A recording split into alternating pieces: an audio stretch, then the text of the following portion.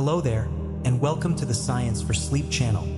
a quiet corner of the night where curiosity softens into calm. And tonight's journey invites you to drift inward, into the vast, intricate, and endlessly mysterious world unfolding inside your own mind. A landscape far more complex and surprising than any physical wilderness we could explore beyond the stars. As we wander through this nighttime exploration together, we'll look closely at some of the most fascinating and unexpected truths psychology has uncovered, secrets hidden in the delicate architecture of memory, the fluid nature of perception, and the subtle patterns that shape your thoughts moment by moment in ways you rarely notice. Some of the insights we'll uncover will feel gentle and familiar, like the way a single scent, perhaps the warm sweetness of vanilla drifting from a passing bakery, or the crisp smell of approaching rain on dry pavement, can suddenly transport you back decades to a forgotten childhood moment, unlocking entire scenes with startling clarity. Others will feel astonishing, even a little eerie, like the scientific observation that your brain can begin forming decisions milliseconds before you consciously become aware of having chosen anything at all, as if an unseen version of you exists beneath your awareness, quietly steering parts of your life while you float on the surface of your own consciousness. Tonight, we'll drift through this collection of remarkable insights and psychological curiosities, exploring worlds where time has the strange ability to stretch and contract based on emotion, where colors can appear warmer or colder depending on the feelings you carry, where thoughts can ripple between people without a single word being spoken, and where the mind creates entire internal conversations beneath the threshold of your awareness. As you listen, you may find your eyelids growing heavier, your breathing slowing into a softer rhythm, or your thoughts beginning to wander peacefully. You might feel yourself slipping gently towards sleep, or simply letting each idea pass through your awareness like a slow-moving current. If you enjoy these quiet nighttime journeys and want to join us for more explorations of the strange, beautiful, and quietly astonishing world of the mind, feel free to like and subscribe below, and share your thoughts or experiences in the comments whenever you feel called to. But right now, all you need to do is settle in, get comfortable, let your shoulders loosen, and allow your mind to soften just a little as the gentle wonder of your own inner world begins to wash over you. And now, let's begin our deeper exploration. People tend to be more honest late at night, as the mental filters and social masks we wear throughout the day naturally loosen. This happens because fatigue lowers inhibition and self-monitoring, making it easier for thoughts that were tightly held back during daytime hours to slip out more freely. For many people, nighttime conversations feel unusually intimate, shaped by dimmer lights, quieter surroundings, and the sense that the world has finally paused. Words flow more openly, and guarded emotions step into the light with less resistance, deepening connections between friends, partners, or even strangers. This doesn't mean every late-night confession is pure truth, but the reduced cognitive control often makes honesty feel more natural. As we shift inward, we also discover that multitasking weakens memory in significant ways. Though multitasking can feel productive, the brain's attention system is built to function best when focused on a single task. And when we try to juggle too many things at once, information begins fighting for limited mental resources. This leads to memories that are less detailed, less coherent, or sometimes missing entirely. Think of those moments when you check your messages while listening to someone speak, only to realize afterward that you've forgotten half of what they said. Frequent multitaskers even struggle to filter out irrelevant details, making concentration harder over time. In a world that demands constant switching and rapid responses, choosing to do just one thing slowly, even for a moment, becomes a small act of mental preservation, something your memory deeply appreciates. Meanwhile, physical touch carries a quiet power that often goes unnoticed. A supportive hand on your shoulder, someone gently holding your hand, or even a warm hug can do more than offer comfort. It can fundamentally change how your brain perceives pain. Touch activates sensory pathways that compete with pain signals, reducing their intensity, and it triggers oxytocin, a hormone associated with bonding, trust, and stress reduction. Scientific studies show that when couples hold hands during painful experiences, not only do they report less discomfort, but their brain waves begin to synchronize, two nervous systems quietly aligning as if sharing the burden. In moments of distress, a simple touch can act as an anchor, a grounding force reminding the body that it's not alone, and that connection softens suffering in ways words often cannot. Your sense of smell also wields an extraordinary influence over you, often guiding decisions before you consciously realize what's happening. Because scent travels directly to brain regions involved in emotion and memory, it bypasses conscious reasoning and quietly shapes your impressions and behaviors. This is why pleasant ambient scents in stores increase the likelihood of purchases, or why the subtle smell of cleaning products can make people tidy up more. Scent primes associations. Lavender evokes calm, citrus signals energy, fresh rain triggers clarity, and these cues can nudge decisions without your awareness. Knowing this doesn't take away the magic. Instead, it gives you a deeper understanding of how the world whispers to you through sensations too soft to fully notice. Another fascinating insight is placebo sleep, the idea that simply believing you slept well can improve mood, focus, and performance the next day. In studies, participants who were told they had above-average sleep quality performed better on cognitive tests, even when their actual sleep was mediocre. The mind uses expectation as a shortcut, adjusting energy and alertness based on perception rather than reality. While genuine sleep is irreplaceable, this phenomenon shows how deeply belief influences physiology. Sometimes, rest begins not with the number of hours you slept, but with the story you allow yourself to believe about that sleep. The mind also has an uncanny ability to sense when someone is staring at you. Most people have experienced that subtle, almost electric feeling of being watched, only to turn and find someone's gaze already on them. Though not fully explained, researchers suggest that your brain picks up faint cues, shifts in shadow, tiny movements in peripheral vision, subtle changes in the air. Evolution shaped us to detect attention. Knowing when we were being observed helped our ancestors avoid predators and navigate social interactions. This sensation acts like a quiet alarm, a whisper from the more ancient parts of your brain urging awareness before conscious thought arrives. Body language adds another layer to this hidden communication. Your posture, gestures, and micro-expressions often reveal emotions you haven't consciously acknowledged. Crossed arms might signal guardedness, slight shoulder tension might hint at worry, and a tiny lift of the eyebrows can reveal interest before you've spoken a single word. Others may notice these cues before you do, acting as mirrors that reflect your internal state outward. Learning to read your own body language can uncover stress, excitement, or attraction long before the conscious mind catches up. Similarly, observing others more carefully can deepen empathy and understanding, unveiling the emotional landscape beneath the words spoken aloud. Smell also connects profoundly to memory. Because scent travels directly to the limbic system, the brain's center for emotion and long-term memory, it can unlock vivid, forgotten moments with startling clarity. A familiar perfume might bring back a lost relationship. The smell of old books might carry you instantly to a childhood classroom. The scent of a particular spice might revive memories from a family gathering decades earlier. These experiences feel like stepping through a hidden doorway into your own past. Psychologists call this the Proust effect, named after the writer whose childhood memories flooded back when he tasted a small pastry dipped in tea. These moments remind us that the mind is not a filing cabinet storing cold facts, but a living landscape of emotions and stories, and scent acts like a key capable of unlocking entire worlds. Then there is lucid dreaming, one of the mind's most extraordinary abilities. In a lucid dream, you become fully aware that you're dreaming, and with that realization, you can often influence the dream's events, bending the laws of physics or rewriting the narrative as it unfolds. People describe flying over oceans and mountains, walking through impossible cities, breathing underwater, or meeting people who feel as real as those in waking life.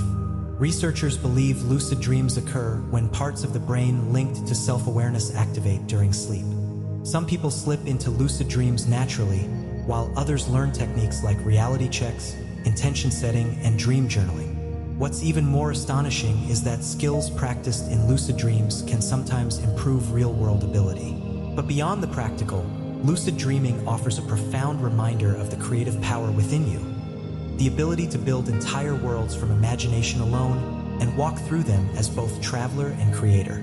Finally, we come to the Zeigarnik effect, which explains why unfinished tasks linger in your mind more vividly than completed ones. If you've ever tried to sleep while your brain keeps replaying a conversation or reminding you of something left undone, you've felt this effect firsthand. The mind stores incomplete tasks as open loops, generating a subtle tension meant to keep you alert until the task is resolved. While this trait once helped our ancestors remember essential responsibilities, today it can create unnecessary mental clutter. Interestingly, writing down tasks, even without completing them, can ease this tension, signaling to the brain that the task is acknowledged and does not need constant mental rehearsal. It's a reminder that the mind seeks closure, even in small ways, and that giving yourself structure can provide deep psychological relief. As we move through these insights, you may feel the weight of the day slipping away, replaced by a deeper appreciation for the extraordinary world within you. A world shaped by instincts, memories, sensations, and patterns you rarely notice, yet which quietly guide your life in countless ways in everyday life. This mental effect can act as both a powerful motivator and a quiet source of tension, depending entirely on how it is directed and managed. Yet either way, it stands as a vivid illustration of the mind's tendency to hold on to unfinished business and unresolved patterns. And one of the most gentle ways to counterbalance this inner pressure is through gratitude, which has been shown to measurably lower stress hormones throughout the body. The experience of feeling thankful and expressing appreciation is far more than a social courtesy or learned habit, because it actively alters the body's internal chemistry, with scientific studies consistently showing that people who regularly focus on what they are grateful for tend to exhibit reduced levels of cortisol, the primary hormone released during periods of stress, while gratitude-based practices such as maintaining a daily journal, quietly recalling positive moments before sleep, or reflecting on supportive relationships can increase activity in brain regions associated with empathy, emotional regulation, and joy, producing effects that extend well beyond a temporary lift in mood, as these physiological changes can strengthen immune function, improve sleep quality, and support long-term heart health. Psychologists suggest that gratitude works by gently redirecting attention away from scarcity, threat, and perceived lack, and toward abundance, safety, and connection, creating an internal environment where the mind feels secure enough to soften its vigilance, allowing the body to follow suit, so that even a single grateful thought held quietly for a few moments can move through the nervous system like a slow, calming tide, easing tension in ways that are subtle yet deeply restorative. At the same time, human behavior can be influenced by words and signals that barely register in conscious awareness, as the mind often responds to messages it does not actively notice, a phenomenon known in psychology as subliminal priming, which involves the presentation of stimuli so brief or understated that they fall below conscious perception while still shaping thoughts, judgments, or behavior. In one well-known study, participants were briefly shown positive or negative words for mere milliseconds before being asked to evaluate a neutral image, and those fleeting, unseen cues altered how the image was emotionally rated, demonstrating that perception is not solely governed by conscious thought, a reality that has long fascinated advertisers, artists, and researchers alike, even though its real-world influence is far more nuanced and limited than popular myths suggest. Yet it reveals an essential truth that beneath awareness, the brain is constantly scanning, filtering, and interpreting an endless stream of signals, most of which never rise into language or conscious recognition, but still subtly guide decisions, shape impressions, and leave behind emotional traces we struggle to explain, like whispers from the edge of perception. Music, too, has the remarkable ability to unlock memories that have remained hidden for decades, as a song from adolescence can instantly transport someone back to a school hallway, a summer afternoon, or a person long absent from their life, because music uniquely engages multiple brain systems at once, including auditory processing regions, motor planning areas, and most importantly, the limbic system where emotion and memory intertwine, allowing rhythm, melody, and lyrics to merge into a richly layered context, so that when the same song is heard again, the emotions attached to the original moment often resurface with striking clarity. For individuals living with Alzheimer's disease or other forms of memory loss, familiar music can sometimes awaken brief moments of recognition and coherence, enabling them to sing lyrics or recall feelings that seemed otherwise unreachable, leading psychologists to believe that music serves as a powerful retrieval cue capable of bypassing some of the barriers imposed by time and neurological decline. reminding us that even when memories feel lost, they may still reside quietly within us, waiting patiently for the right sound to bring them back into awareness. Optimism also plays a surprisingly concrete role in physical healing, as hope and positive expectation are not merely comforting emotional states but can act as biologically protective forces, with research indicating that optimistic individuals often recover more quickly from surgery, respond more favorably to certain medical treatments, and experience lower rates of some chronic illnesses, in part because optimism appears to dampen harmful stress responses, promote healthier daily behaviors, and strengthen immune functioning. This does not imply denial of hardship or forced positivity, but rather an orientation toward believing that challenges can be navigated and that future outcomes are not fixed, an outlook that helps people persist through rehabilitation, adhere more consistently to medical guidance, and sustain the mental resilience required for recovery, allowing the body to perform its quiet work of repair while the mind subtly tilts the odds toward healing, transforming hope into an invisible medicine flowing through each breath and heartbeat. Human memory is also selectively tuned towards social information, which explains why people tend to remember gossip more readily than neutral facts, a tendency shaped by evolution in small social groups where understanding who could be trusted was essential for survival, leading the brain to prioritize stories about others' behavior over abstract or unrelated details. Experiments have shown that participants more easily recall information about untrustworthy actions than physical descriptions or neutral events, as gossip activates social reasoning networks in the brain, sharpening attention and enhancing memory storage. And while gossip can certainly be harmful, it may also serve a protective function by helping groups reinforce norms and avoid risk, a tendency that persists today as rumors and emotionally charged stories spread more rapidly than ordinary news, whether whispered around ancient fires or shared instantly online, their endurance reflecting the brain's enduring fascination with human behavior. The puzzling sensation of déjà vu offers another glimpse into the brain's inner workings, as that eerie feeling of having already lived a present moment is still not fully understood,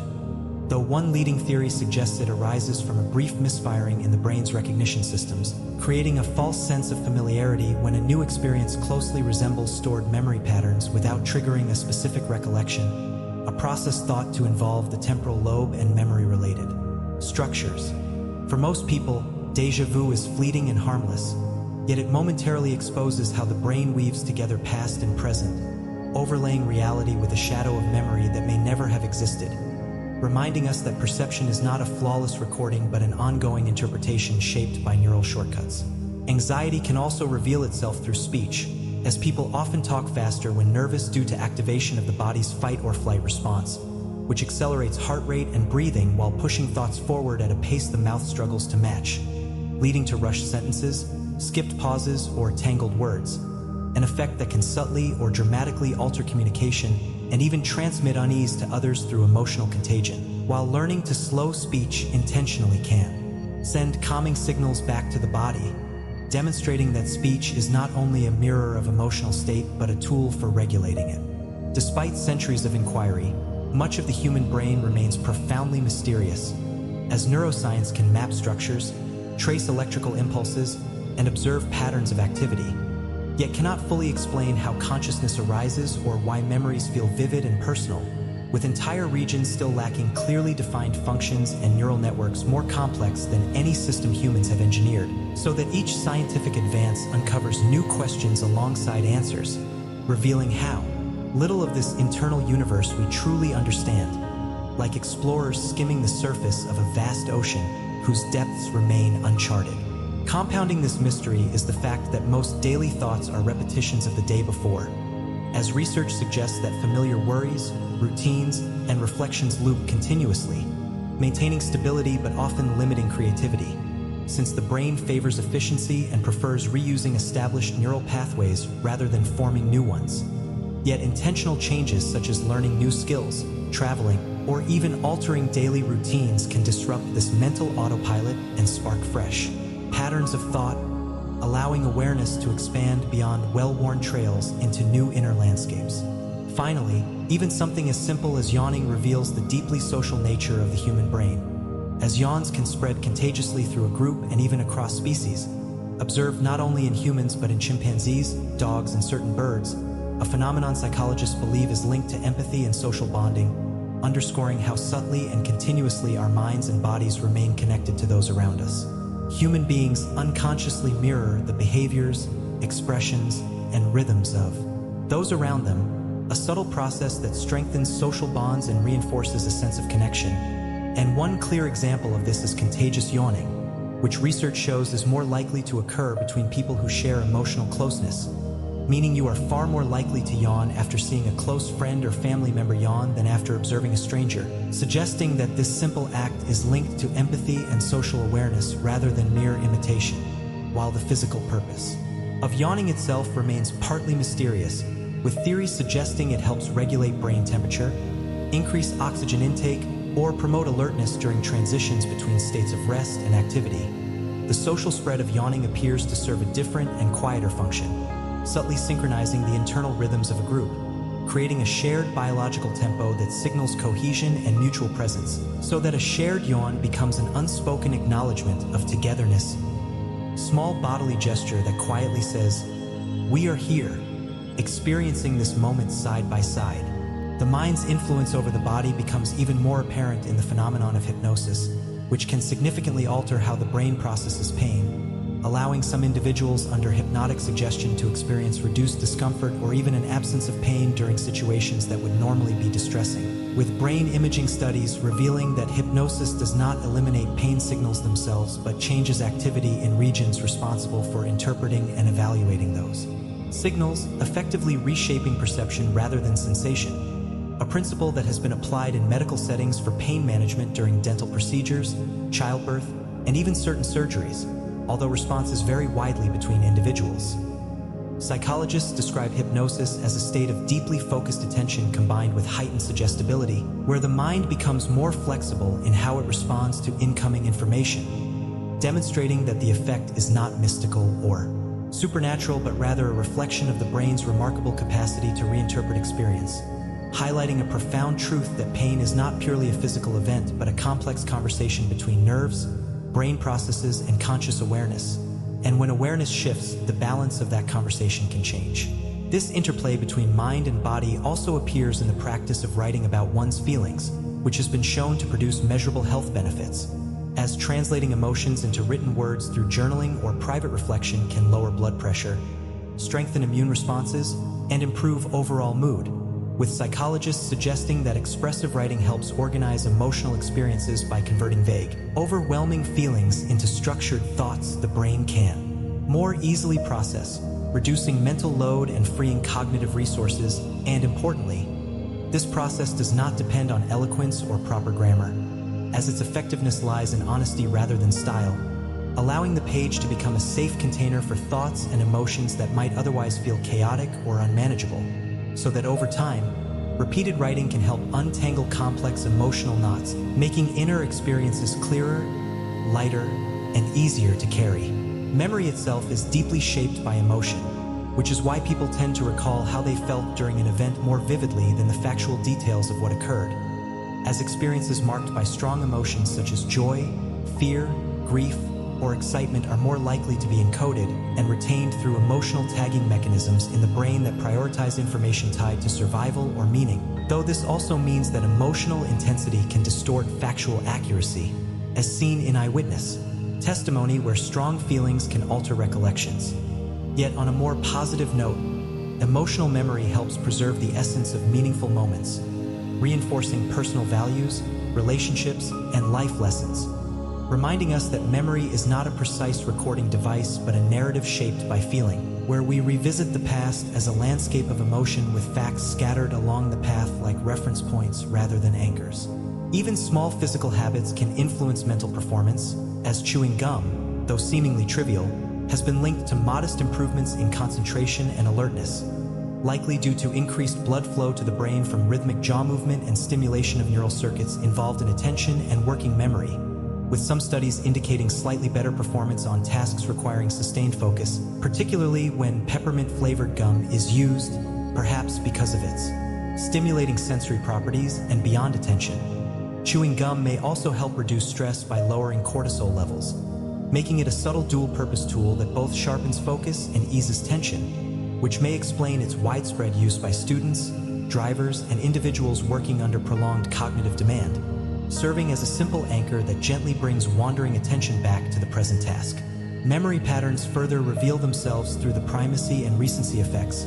psychological principles describing our tendency to remember the first and last items in a sequence more clearly than those in the middle, because early information benefits from greater rehearsal while later information remains fresh in short-term memory. A pattern reflected in everyday experiences, such as recalling the opening and closing moments of conversations, lectures, or trips more vividly than what occurred in between, a phenomenon that can be strategically used in learning by placing important material at the beginning or end of study sessions, suggesting that the mind naturally frames experiences like stories whose opening and closing scenes glow brightest in recollection, while the middle quietly fades unless reinforced. Perception itself is also limited by attention, as demonstrated by change blindness, a striking phenomenon in which the brain fails to notice even significant changes in a visual scene if they occur during a brief distraction or interruption, because attention can only process a fraction of available information, leading the brain to rely on assumptions and prior knowledge to fill in gaps, which explains why people may overlook rearranged furniture, altered objects, or even a friend's new appearance, reinforcing the idea that perception is not a continuous recording but a constructed experience made of focused details stitched together with inference, usually so seamlessly that we remain unaware of what is missing. The connection between body and emotion appears again in the simple act of smiling, as the facial feedback hypothesis suggests that facial expressions can influence emotional states, meaning that even an intentional smile can send signals to the brain that trigger the release of neurotransmitters like dopamine and serotonin, creating a subtle uplift in mood, while expressions of tension can reinforce stress, illustrating that while smiling is not a cure-all, it can act as a gentle nudge toward calm, which is why some meditation practices incorporate a soft, relaxed smile as a way of easing the nervous system, underscoring the deep interdependence of physical expression and emotional experience. Attraction, too, is shaped largely by subconscious processes, as what draws us to another person often forms beneath conscious awareness through subtle cues such as facial symmetry, vocal tone, posture, scent, and movement, combined with evolutionary influences related to health and compatibility and personal associations shaped by memory and experience, where a laugh may evoke warmth from a past relationship or a familiar gesture may trigger comfort, creating a sense of instant chemistry before conscious analysis begins, reminding us that attraction is both ancient and deeply individual, guided by instincts refined over millennia and personal histories uniquely our own. Finally, the experience of flow illustrates the mind at its most harmonized, a state in which attention becomes effortless, self-consciousness fades, and time seems to stretch or collapse, allowing hours to pass like minutes as individuals become fully absorbed in activities that balance challenge with skill,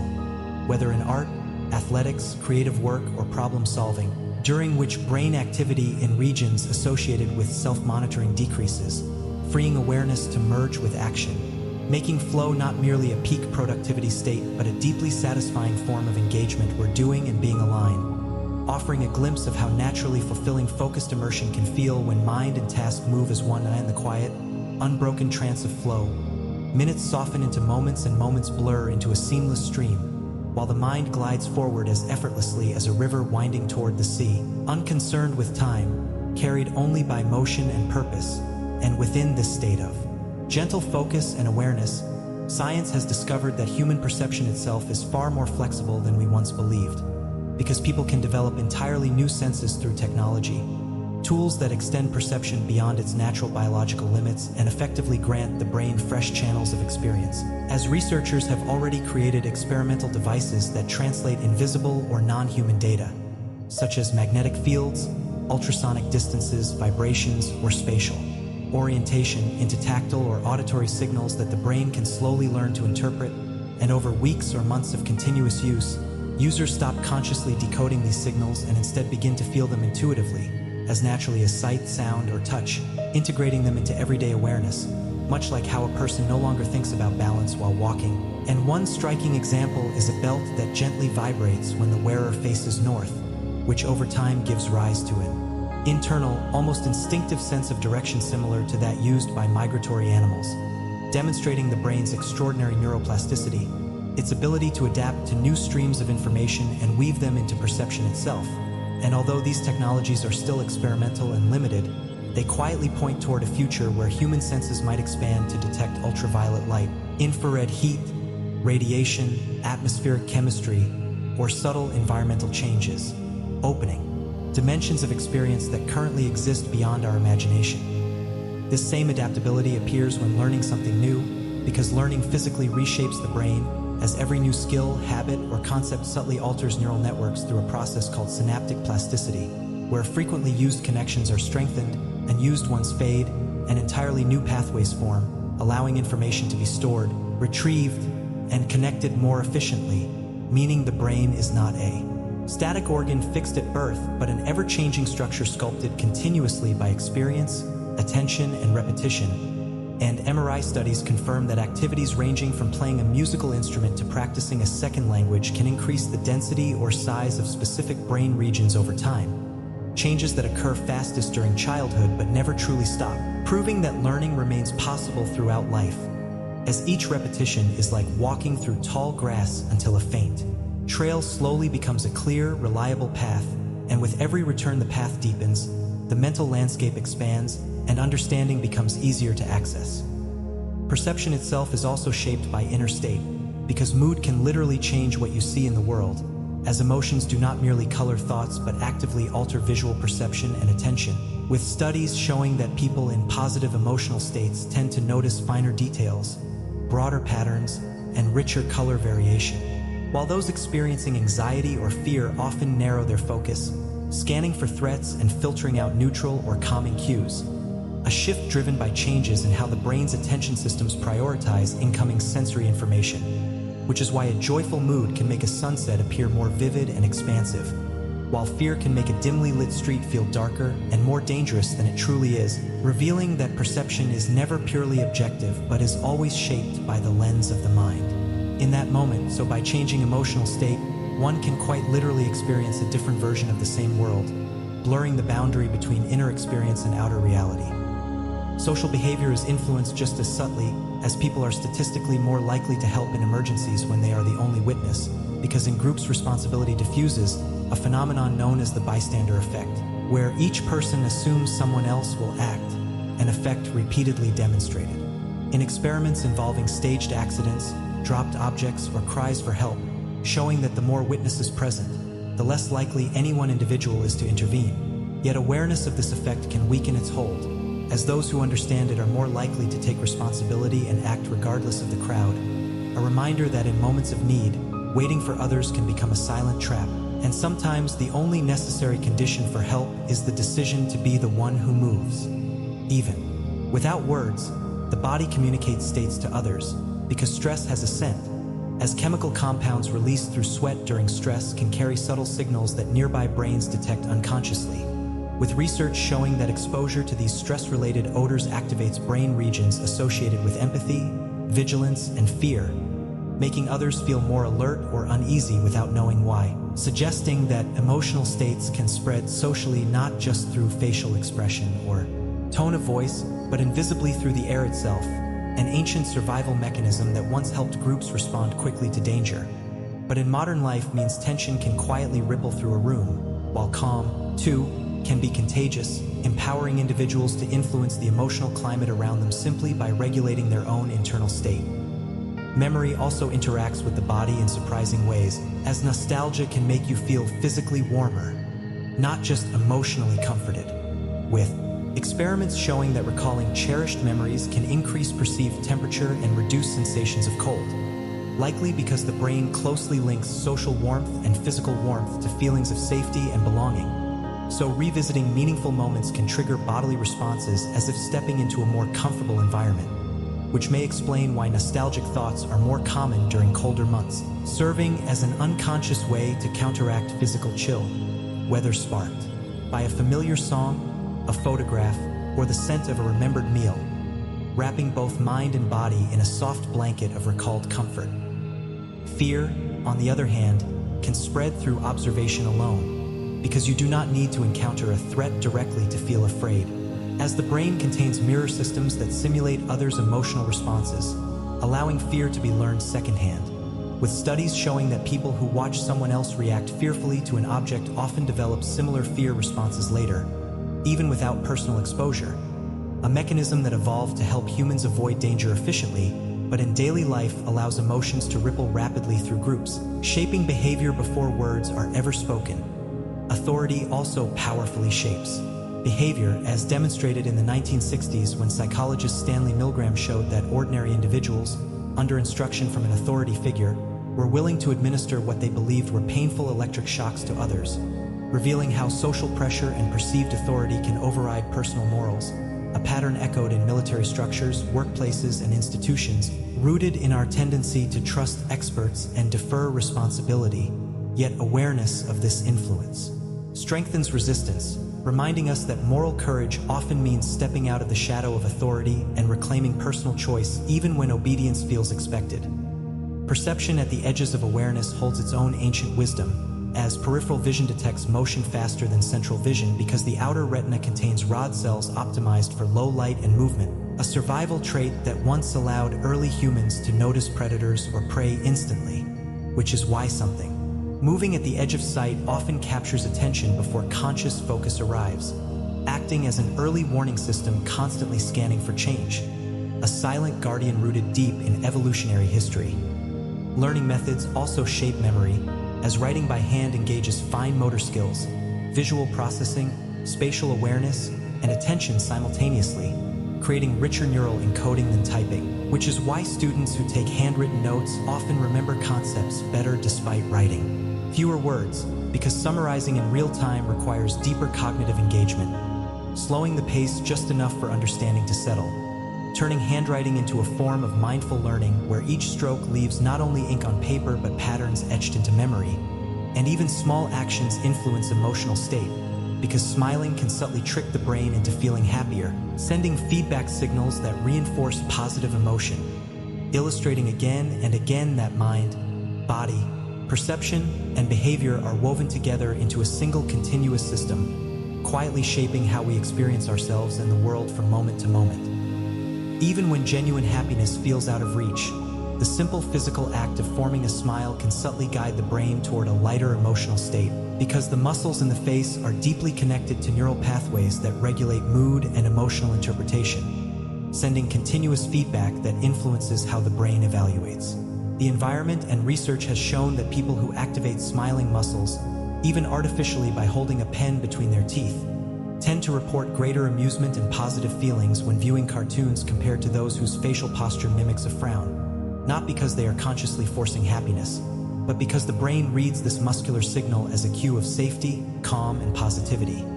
Over time, this gentle body-to-brain feedback loop can become a quiet psychological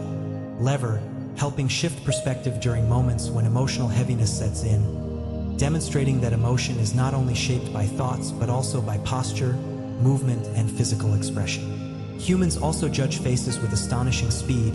often in far less than 1/10 of a second, as the brain rapidly constructs impressions of trustworthiness, competence, and likability almost the instant a face appears, and studies confirm that even these fleeting exposures are sufficient for people to feel confident in their judgments. These snap evaluations arise from ancient survival mechanisms, when quickly identifying whether someone was a friend or a threat could mean the difference between life and death, and brain regions such as the amygdala process facial cues at remarkable speed, well before conscious reasoning can intervene. Although these first impressions are often consistent across different observers, they are frequently inaccurate, as the brain fills in missing information using learned stereotypes, cultural assumptions, and personal history,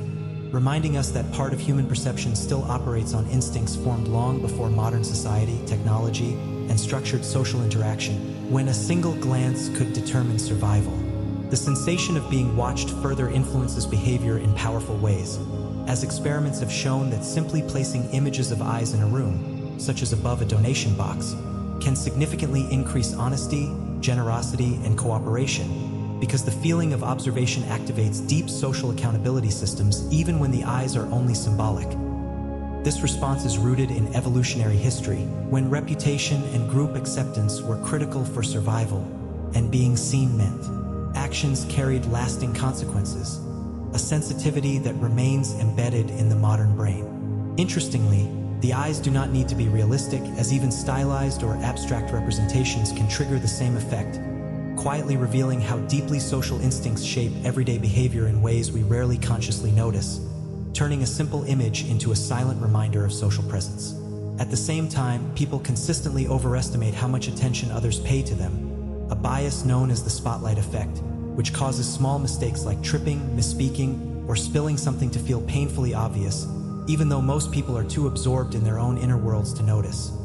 This distortion arises because we experience life from the center of our own perspective, leading us to assume others share that same focus, and understanding this bias can be freeing, reducing social anxiety and self-consciousness by allowing us to move through the world with less imagined scrutiny. The placebo effect further highlights the power of expectation, as studies reveal that even when individuals are fully aware they are receiving an inactive treatment, measurable benefits such as reduced pain, lower stress, or improved mood can still occur, because the explanation itself can activate internal healing pathways through expectation, conditioning, and learned associations. The ritual of treatment combined with belief in the body's capacity to respond can influence neural and physiological systems, illustrating how tightly the mind and body are intertwined and how awareness alone can sometimes act as a form of medicine. Memory is also shaped more by emotion than by factual detail, as people often remember how an event felt rather than exactly what happened, because emotional experiences are processed and stored in brain regions closely linked to memory retrieval, making them more accessible over time. This emotional emphasis can guide future decisions but also distort accuracy, explaining why shared experiences are often remembered differently,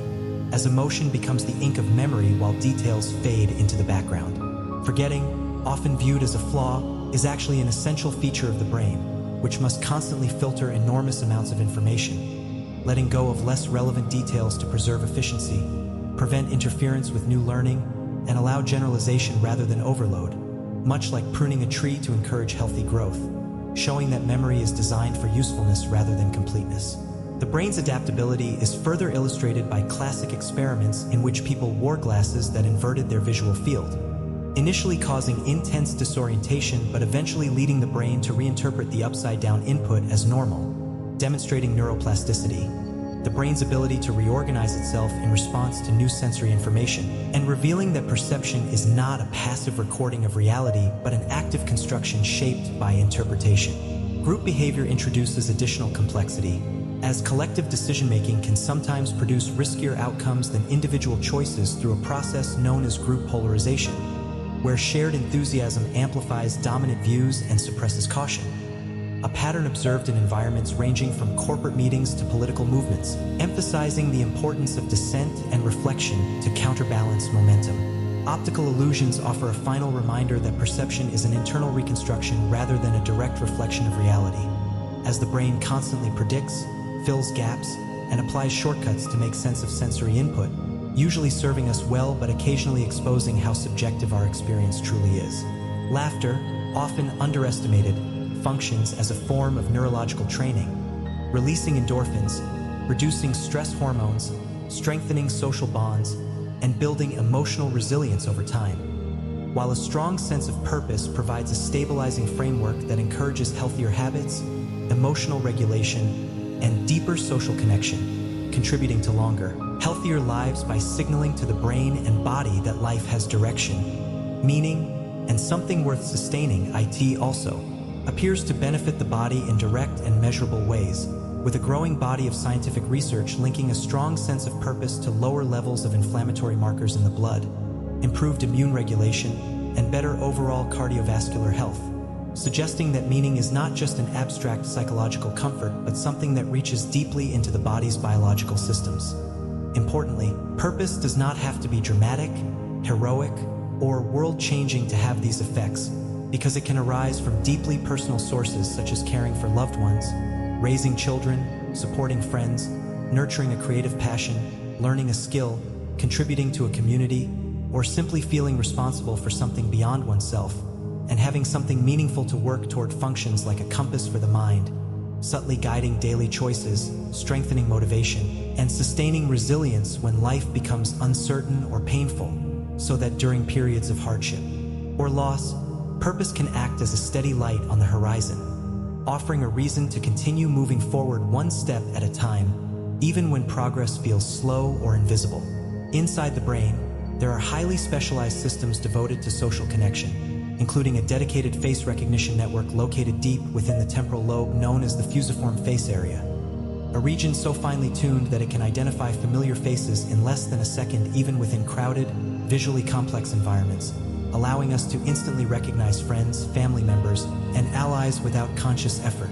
When this area is damaged, a condition called prosopagnosia, or face blindness, can occur, in which individuals can clearly see facial features but struggle to recognize even those closest to them, underscoring how essential this neural system is for everyday social functioning. The importance of face recognition is rooted in human evolutionary history, as reading facial expressions has long been critical for detecting emotional states, anticipating intentions, identifying threats, and forming social bonds. And remarkably, this same neural network can extend beyond human faces,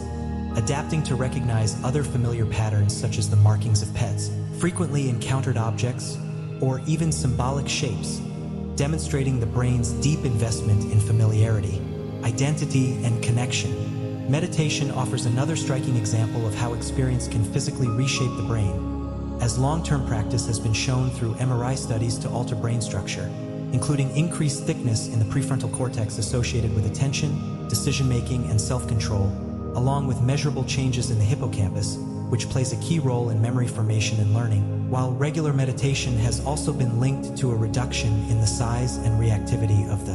amygdala, the brain's central hub for fear and stress responses, suggesting an enhanced capacity for calm, emotional balance, and resilience. These changes reflect neuroplasticity in action, revealing that even brief daily meditation sessions can gradually modify neural pathways, improving focus, emotional regulation, and overall psychological well-being, offering a way to build inner stillness into the brain itself in a world that often feels fast, noisy, and overwhelming. Under certain conditions, the brain can even generate experiences that feel as though the self has separated from the body, as reported during near-death experiences, deep meditation, extreme stress, or targeted brain stimulation, when individuals describe observing themselves from above or from a distant perspective, and neuroscientists have linked these sensations to disruptions in how the brain integrates sensory and bodily information, particularly in a region called the temporoparietal junction. Although often brief, these experiences can feel intensely vivid and profoundly real, sometimes leaving lasting impressions that reshape a person's sense of identity or spark deep existential reflection. And whether they are interpreted as spiritual experiences or understood as neurological phenomena, they highlight how the sense of self is an active construction maintained by the brain rather than a fixed entity. Subtle psychological processes such as priming further illustrate how easily human behavior can be influenced without conscious awareness, as exposure to specific words, images, sounds, or ideas can quietly shape later actions, making people more patient, polite, cautious, or motivated simply through the activation of related concepts and memory, because the brain relies on recently activated ideas as mental shortcuts that guide perception and response. Although these effects are often short-lived, they reveal just how sensitive we are to our surroundings, showing that environments continuously shape thought and behavior in ways we rarely notice, meaning that every space we enter quietly sets the stage for how we think and act. Kindness also reaches beyond emotion into physical health, as acts of helping, generosity, and compassion have been associated with lower blood pressure, reduced stress hormones, and improved immune function, possibly driven by the release of oxytocin, a hormone that promotes trust, bonding, and cardiovascular health, meaning that even small gestures like holding a door, offering a kind word, or listening attentively can initiate a reinforcing cycle in which doing good improves well-being, and increased well-being encourages further kindness, making compassion not only a social glue but also a subtle form of self-care woven into everyday interactions. The body and mind are tightly connected through posture as well, since the way we hold ourselves sends continuous feedback to the brain, with upright posture associated with increased alertness, confidence, and energy, while slouched posture may reinforce fatigue, withdrawal, or low mood, mediated through changes in breathing patterns, hormone regulation, and neural activity, suggesting that small physical adjustments such as sitting taller, relaxing the shoulders, or lifting the head can gently shift mental clarity and presence. Even deeply painful experiences can sometimes lead to unexpected forms of growth, as some individuals report post-traumatic growth following adversity, emerging with greater resilience, empathy, appreciation for life, or clarity of values, not because trauma itself is beneficial, but because the process of recovery, reflection, and meaning-making can forge new strengths, much like a tree growing sturdier after surviving a storm. Stress itself can spread silently between people through posture, facial expression, tone of voice, and subtle cues, as our nervous systems mirror the emotional states of those around us, allowing anxiety to ripple through groups without words. But this same mechanism means calm can also be contagious, turning emotional regulation into a quiet gift to others. Finally, when individuals are the only witness to someone in need, they are often more likely to help because responsibility feels immediate and personal, in contrast to the bystander effect seen in groups, and subtle social behaviors such as mirroring another person's gestures, posture, or speech patterns can rapidly build rapport and trust through what psychologists call the chameleon effect, reinforcing the idea that much of human connection operates beneath conscious awareness, guided by ancient neural systems that continue to shape how we relate, respond, and care for one another. When the delicate and often subconscious art of mirroring is executed with natural grace and sincere intent, it transcends simple physical imitation to become a profound, silent language of empathy, acting as a powerful subconscious bridge where the other person feels deeply, intuitively, and safely understood, which explains why the most intimate and successful conversations often sink into a shared, hypnotic rhythm, or why close friends seated at a bustling cafe will find themselves laughing at the exact same pitch, leaning forward in perfect unison, or even matching their breathing patterns as if pulled by an invisible, empathetic string. In high-stakes professional environments, master negotiators often utilize this technique with surgical precision to subtly dismantle resistance and foster a spirit of cooperation, just as skilled therapists use it to gently align with a patient's emotional state, building a fortress of rapport where vulnerability feels safe. Yet the human radar for authenticity is incredibly sharp and unforgiving, meaning that if this behavior is forced, mechanical, or exaggerated, it immediately shatters the illusion of connection and feels manipulative, creepy,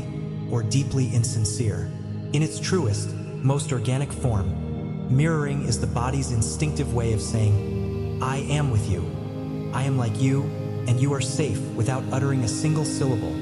representing a quiet, synchronized alignment of two distinct nervous systems moving in time like skilled dancers intuitively following the same complex piece of music. And this physical synchronization is merely the tip of the iceberg, because the act of learning something new does far more than simply add to your knowledge bank. It fundamentally reconstructs the physical architecture and biological landscape of your brain. Every single skill you acquire, from the fine motor dexterity required to chop vegetables for a complex new recipe to the finger strength,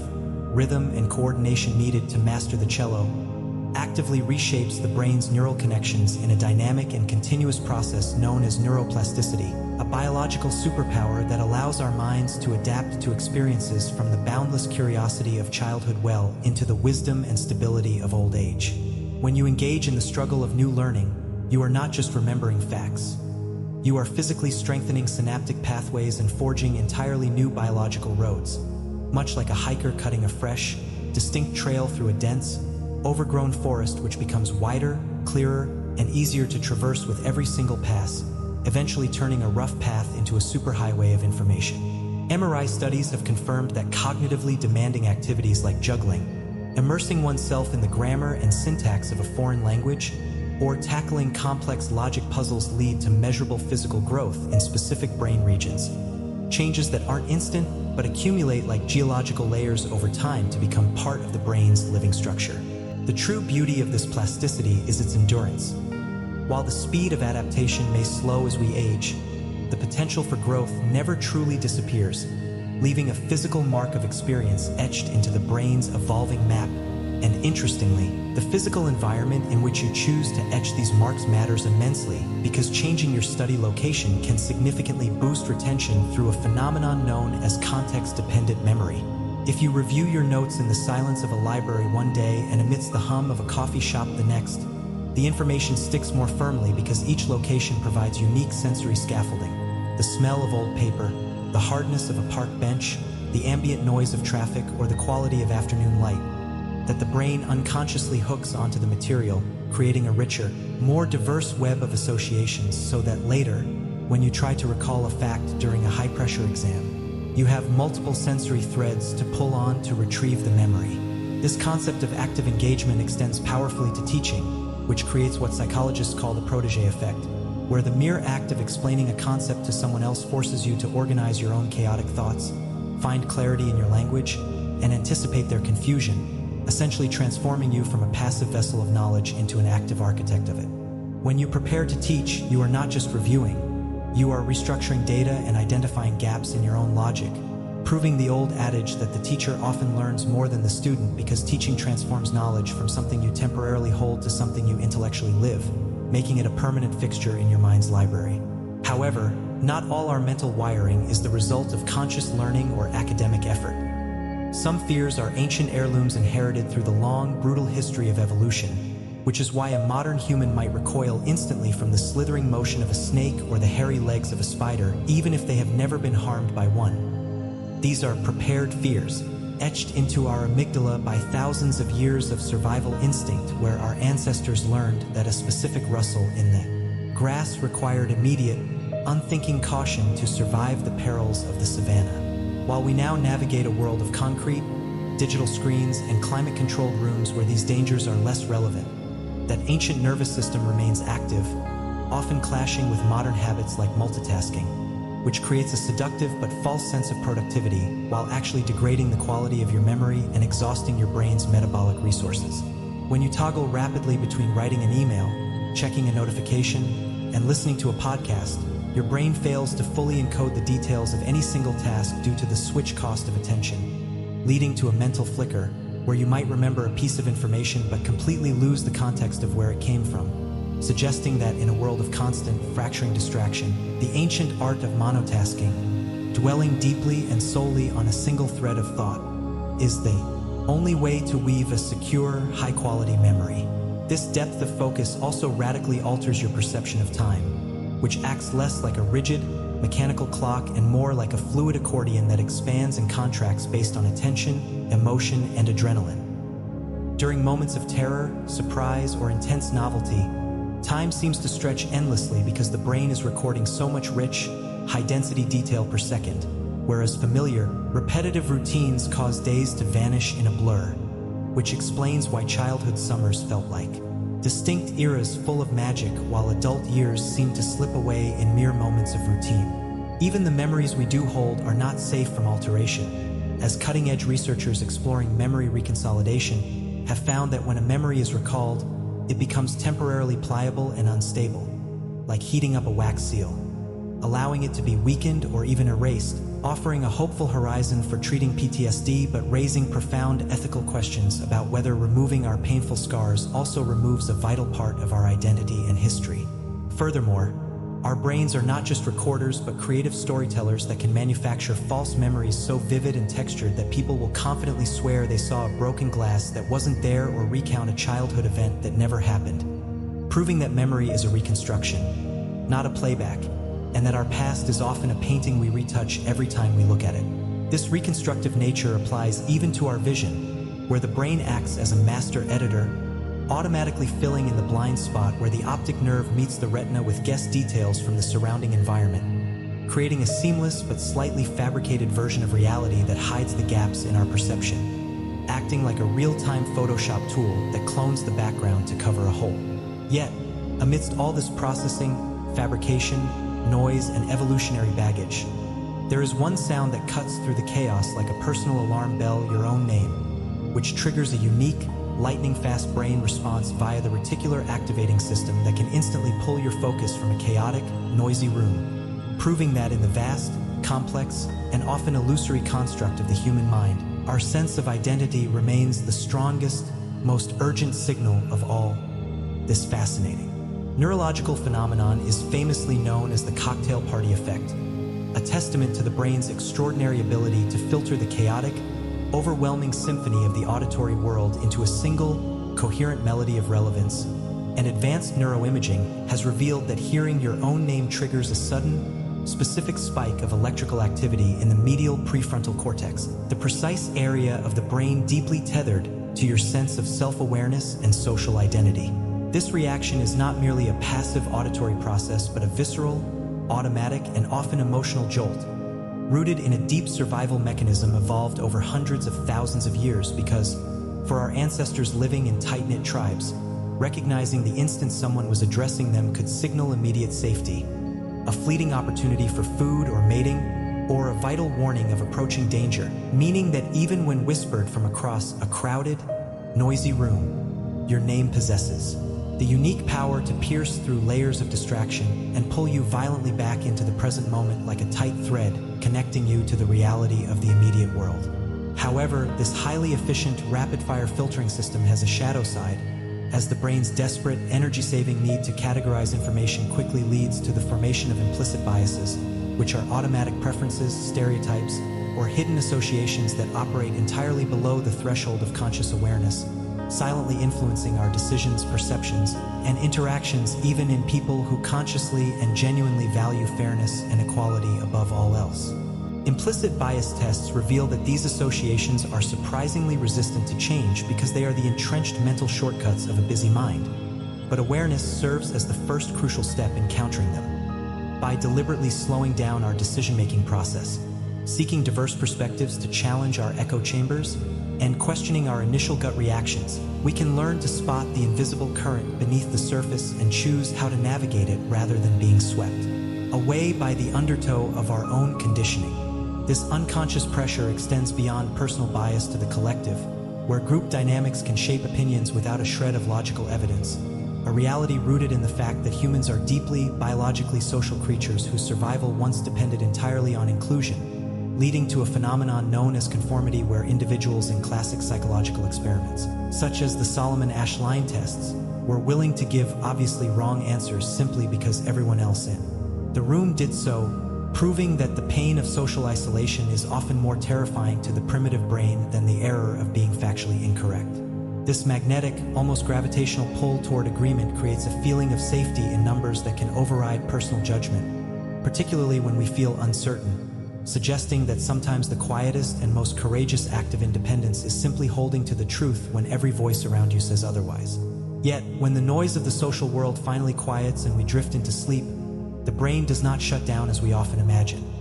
Instead, it begins a shift into its most creative and industrious gear, for sleep is not a passive void but an active, bustling workshop where the mind reorganizes memories, strengthens neural connections, and solves complex problems that seemed insurmountable during the daylight hours. This is why answers often appear in dreams, or why a solution feels crystal clear in the morning after a night of rest. Because during the rapid eye movement, REM, stages of sleep, the prefrontal cortex, the inner critic and logic center,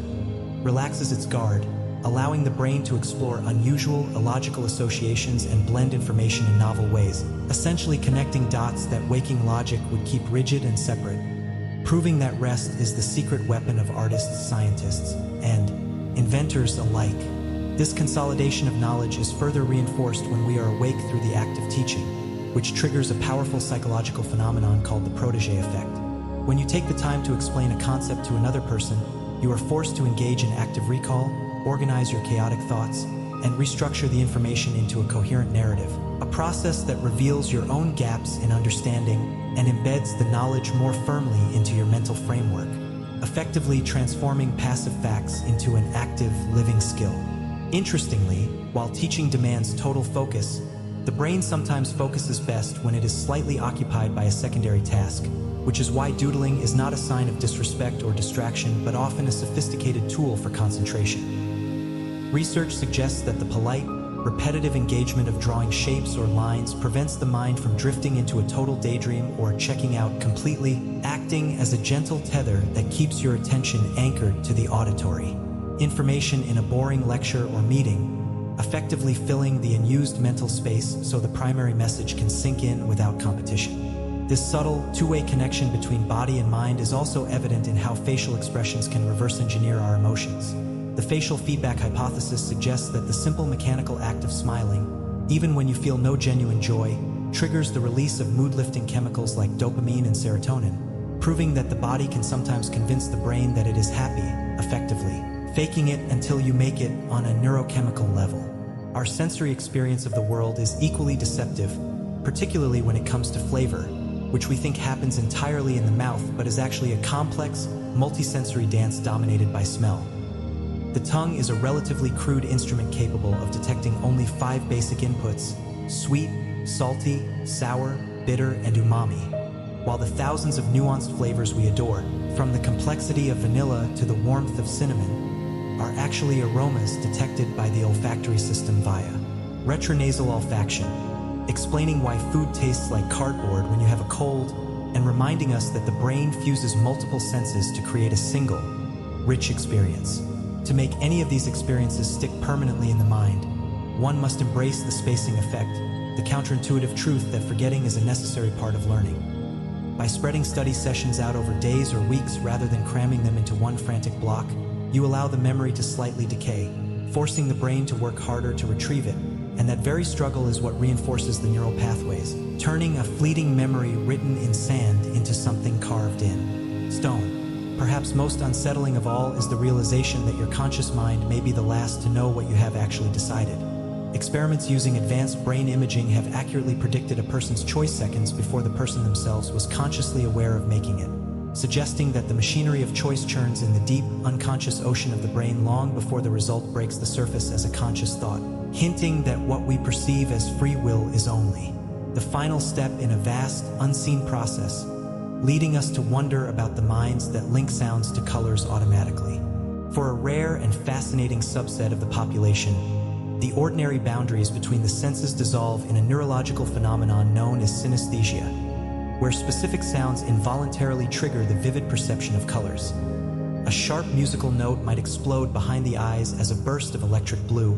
or a spoken word like Monday might carry a permanent, soft haze of lime green, creating a world where sensory experiences are inextricably linked in a way that most of us can only imagine. These cross-sensory associations are not poetic metaphors or hallucinations, but consistent, lifelong perceptual realities for these individuals, likely resulting from hyperconnectivity,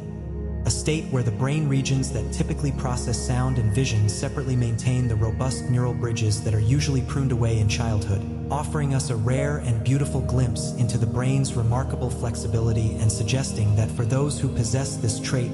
listening to a symphony is akin to watching a silent, kaleidoscopic fireworks display where every chord paints the darkness with light. Just as the brain tracks these sensory patterns with intensity, it is even more obsessed with tracking social ones, which is why human beings are biologically wired to remember gossip far more effectively than dry facts or neutral information. A bias that stems not from malice but from our ancient evolutionary history, where tracking the complex web of reputations, alliances, and betrayals was crucial for survival. Knowing who could be trusted with a secret, who was hoarding resources, or who had violated the tribe's trust offered a tangible evolutionary advantage, meaning that when we share stories today, we are engaging ancient social reasoning networks that act as the invisible glue of our communities, reinforcing shared norms and mapping the social terrain. However, navigating this complex social world brings inevitable stress. Yet the human mind possesses a built-in release valve known as cognitive reappraisal, the powerful ability to consciously change the emotional weight of a situation simply by shifting your perspective and rewriting the narrative. When you actively choose to view a terrifying challenge not as a threat but as an exciting opportunity for growth, brain scans show that you engage the prefrontal cortex to send inhibitory signals to the amygdala, the brain's primitive alarm bell, effectively dampening the fear response and creating a crucial gap between stimulus and reaction where wisdom can take root, turning the mind into a fortress of resilience. Interestingly, while focus is required for stress management, the brain often stumbles upon its most brilliant ideas when it is slightly exhausted. Contrary to the popular belief that peak alertness is best for everything, a mildly tired brain loses its rigid inhibitory filters and the inner critic quiets down, allowing the mind to wander into strange, divergent territories it would normally block out, which explains why artists, writers, and inventors often report that their breakthrough, aha, moments arrive late at night or in the groggy haze of the early morning when the strict gatekeepers of logic are asleep and the mind is free to stumble upon genius. Yet, even the most creative minds struggle against the gravitational pull of the group, as the human desire for social harmony often leads to conformity, where individuals will subconsciously suppress their own correct perceptions to align with a group's wrong consensus, a powerful psychological force demonstrated in classic studies where participants denied the evidence of their own eyes to avoid standing out, reminding us that the instinct to belong is so potent it can override the instinct for truth, and that maintaining one's independence in a chorus of agreement requires a specific kind of quiet, deliberate bravery. This social sensitivity also explains why compliments are so chemically potent. Receiving genuine praise activates the exact same reward circuitry in the striatum as winning a cash prize, releasing a wash of dopamine that not only makes us feel seen and valued but actually improves performance by cementing the neural pathways associated with the behavior that earned the praise, proving that words are not just air. They are neurochemical currency that fosters deep connection and motivation. The brain's ability to simulate the experience of others is so profound that it can even imagine pain it has never felt. Simply watching someone stub their toe or reading a visceral description of an injury activates the pain matrix in your own brain, a phantom echo of suffering known as empathy that likely evolved to help us learn from the mistakes of others without having to endure the physical damage ourselves, though this same simulation mechanism means we can suffer real anxiety over events that haven't even happened yet, living through tragedies that exist only in our minds. However, for the brain to learn anything permanently, it requires sleep, for it is during the deep, slow wave cycles of the night that the hippocampus moves the day's fragile memories into the long-term storage of the cortex. Without this nightly consolidation, the day's experiences evaporate like ink that never dried, and chronic sleep deprivation can lead to a permanent inability to form new memories, erasing the story of your life before it can be written and leaving the mind in a fog of eternal present. The fragility of memory is further exposed by the illusory truth effect, a cognitive glitch where the brain begins to believe false information simply because it has heard it repeated multiple times. Because the brain naturally conflates familiarity with accuracy, a lie told often enough eventually feels like the truth, a dangerous shortcut that served us well when learning consistent patterns in nature, like fire burns, but leaves us crucially vulnerable in the modern age of mass media and misinformation where repetition can weaponize falsehoods. This rapid processing is most evident in how we treat faces, for which the brain has evolved a specialized piece of hardware called the fusiform face area located in the temporal lobe. This region is so hyper-specialized that we can identify a friend in a crowd or read a micro-expression of anger in less than a blink, a skill so overactive that it causes us to see faces in clouds, burnt toast, and car headlights, revealing that we are programmed to seek out the human in everything we see, remnant of a time when recognizing a face meant the difference between life and death. Furthermore, the brain often enjoys the promise of a reward more than the reward itself, a phenomenon called the anticipation effect, where the dopamine release triggered by simply looking forward to a vacation or a date is often higher and more sustained than during the event itself, allowing the mind to construct a flawless, stress-free simulation of the future that acts as a mental sanctuary, letting us enjoy a happiness that stretches across time before the reality even arrives. Finally, our social brain is so fast that we judge faces in less than a blink. Research shows that within 100 milliseconds of seeing a new face, the amygdala and other regions have already made complex snap judgments about trustworthiness, competence, and aggression, a rapid-fire survival mechanism designed to detect immediate threats, but one that is unfortunately prone to error and colored by unconscious bias, meaning our first impression is often a reflection of our past conditioning rather than the other person's reality, reminding us that to truly see someone, we must look past the instinct of the blink. Awareness of the sheer processing speed is the only tool we have to counter it, for by pausing to question our snap judgments, we give the slower, more thoughtful, and more accurate parts of our brain the crucial time they need to catch up, allowing the mind to move beyond the hasty first draft of a perception and paint a fully realized, nuanced portrait of the human being standing before us. Just as our vision can jump to conclusions, our sense of smell can manipulate our emotional state without us ever realizing it, because the link between scent and emotion is immediate, anatomical, and largely unconscious. Unlike other senses that must pass through the thalamus, the brain's relay station, odor molecules travel directly to the olfactory bulb, which is intimately connected to the limbic system, the ancient seat of emotion and memory, meaning that a faint drift of lavender, the sharp tang of wood smoke, or the yeasty warmth of fresh bread can bypass the brain's rational defense centers and alter your mood before you have even consciously registered the smell. This is why the atmosphere of a room is often dictated by its olfactory backdrop, where calming scents can physically lower heart rates and sharper citrus notes can spike alertness, creating a quiet, invisible weather system that dictates the climate of the mind. This physical hijacking of the nervous system is also true for sound, which is not merely an auditory experience but a full-body event. Hearing a sudden, discordant noise can trigger the startle reflex and spike cortisol levels instantly, while a gentle, rhythmic melody can entrain the heartbeat and slow breathing, proving that sound is processed not just by the ears but by the brain regions responsible for memory, emotion, and motor control. These reactions are the echoes of an ancient survival system where the crack of a twig could mean a predator was approaching. But in modern life, they remain as a reminder that music, voices, and environmental noise leave subtle physical fingerprints on our physiology. When we step away from the noise to work alone, the brain shifts gears entirely. While collaboration brings energy, solitary problem-solving activates a different neural network linked to deep introspection and internal visualization, allowing for unfiltered creativity and original thought that is free from the subconscious pressure of group conformity, suggesting that the most profound insights often require the incubation period of silence to fully mature. However, whether alone or in a group, we tend to remember only the moments that made us feel something intense. Emotion acts like a biological highlighter, signaling the amygdala to tell the hippocampus that this moment matters, prioritizing the event for long-term storage and creating what psychologists call flashbulb memories, where the central details,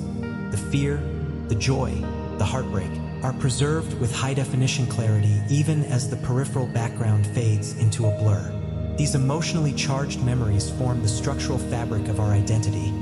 moments where the heart and mind worked in perfect unison to ensure they would not be lost to the erosion of time. When we do return to interacting with others, we often instinctively employ mirroring, the subtle art of imitating a partner's gestures, posture, and rhythm, which serves as a powerful, nonverbal signal of empathy and alignment that lowers defenses and increases persuasiveness.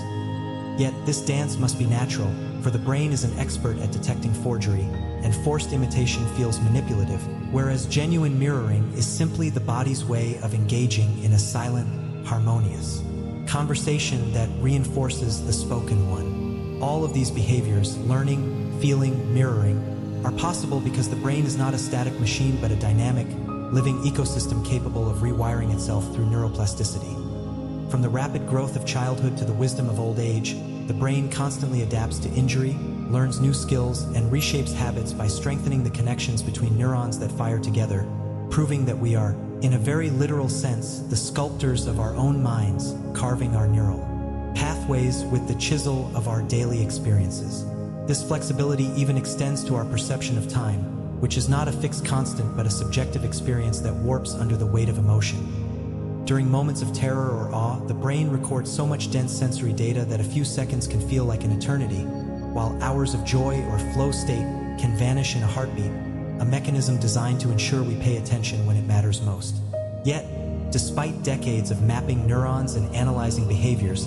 the mind holds on to mysteries we have yet to unravel, standing as the final frontier of human understanding. From the inexplicable spark of consciousness to the deep, oceanic trenches of memory and the origins of our dreams, each scientific discovery seems only to open new doors, revealing layers of complexity that dwarf our imagination. The mind is not just a biological processor.